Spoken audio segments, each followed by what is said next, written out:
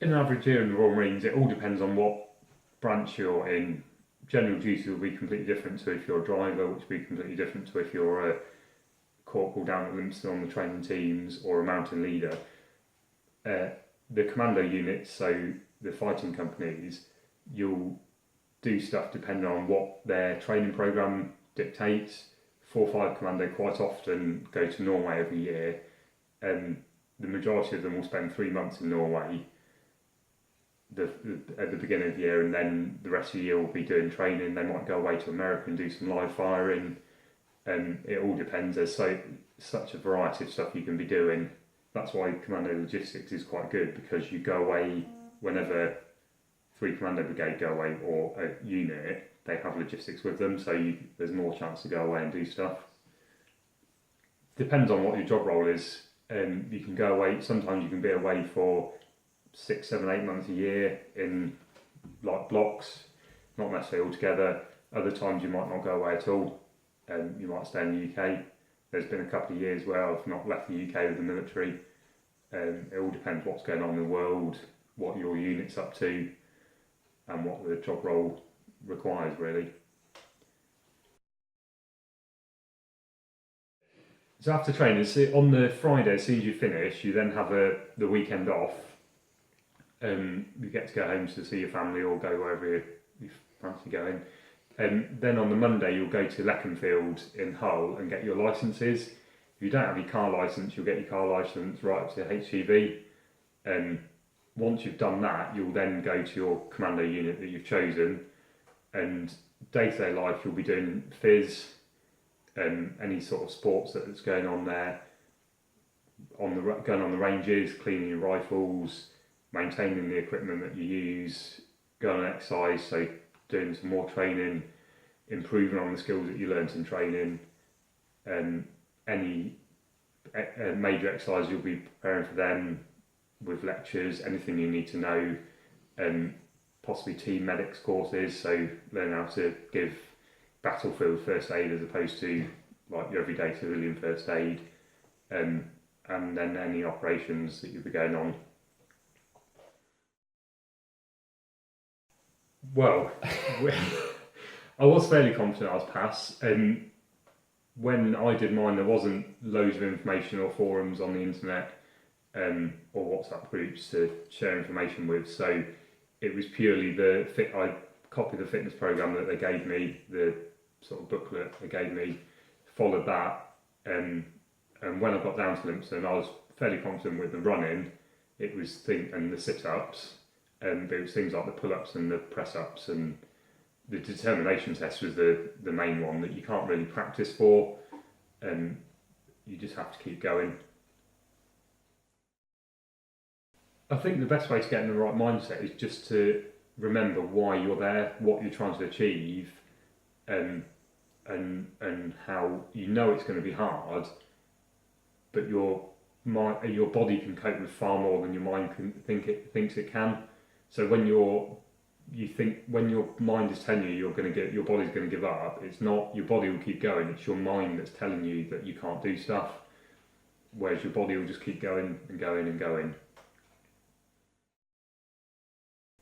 Quite a few times we train, I thought about quitting, as I'm sure everyone has the same thoughts during training. For me, most of the time it was on exercise when you've had very, very little sleep. After a few days in the field, you're yomping in the middle of the night or carrying your heavy burgans in the middle of the night. Those are the sort of times I thought about quitting. When I did, what I thought about was where I'd come from. I used to work in retail, so if I quit, I'd just go back to doing that, and I really didn't want to do that. Also, once you get to halfway through an exercise, me personally, I used to think to myself, actually, if I quit now, I'm just going to have to come back and do this exercise again in 2 weeks' time. So I kept going. That's what kept me going. It wasn't necessarily a fear. I was more apprehensive before I started training, as to what I was getting myself in for. Because, like I said, there was a bit of information. The only videos in that were the ones that the Royal Marines had put out. There wasn't a lot of information on YouTube or groups on Facebook and stuff like that.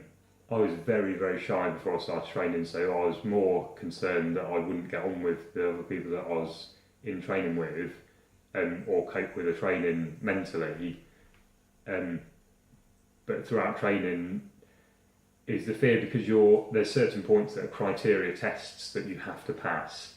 There's certain things that you don't want to mess up, like with weapons drill and stuff like that. So it was the apprehension of I wanted to get it right and try and do it in as little time as possible.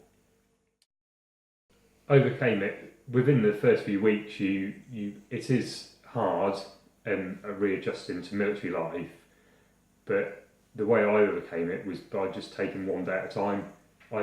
They had training programs that on the wall that went through the list of everything, all the criteria tests, everything we were doing each week.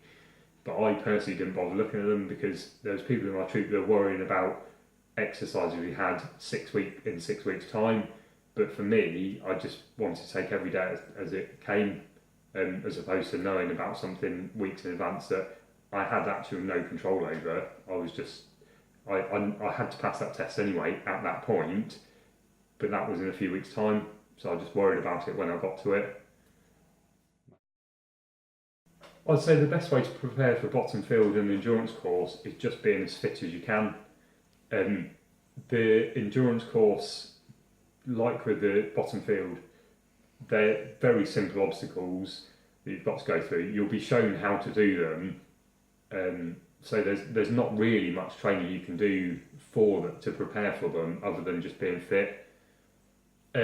Best way to get fit is to follow the programme on the Royal Navy website.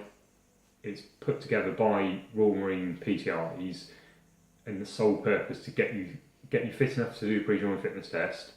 Then there's another one to get you fit enough to do the potential Royal Marines course, and then another one post potential Royal Marines course to get you fit for training. So I personally wouldn't do any other programme other than the one that is designed for that. I wouldn't go and speak to a marathon runner coach if I wanted to be really good at boxing, because it's not the same. So for officers joining the Royal Marines, it's important to remember that you're competing for a space on the officer batch of that year. So you're not just, if you get through the process, it doesn't necessarily mean you'll get offered a place. You're actually competing, so you need to stand out. The process is, once you've applied, you'll then go to your local careers office to do a recruit test. Once you've passed that, you'll be then handed over to an ACLO, which is the Area Careers Liaison Officer. They will phone you up, have a chat with you about the process, what you sort of want to achieve. Then they'll arrange a face-to-face talk with you. Their job is to coach you and answer any questions you have throughout the process or after training in order for you to pass the process. That's their job. They'll help you through and answer any questions that you have. So if you've got any questions, your best bet is to write them down, and then when you speak to them, ask them then, because they'll be an officer.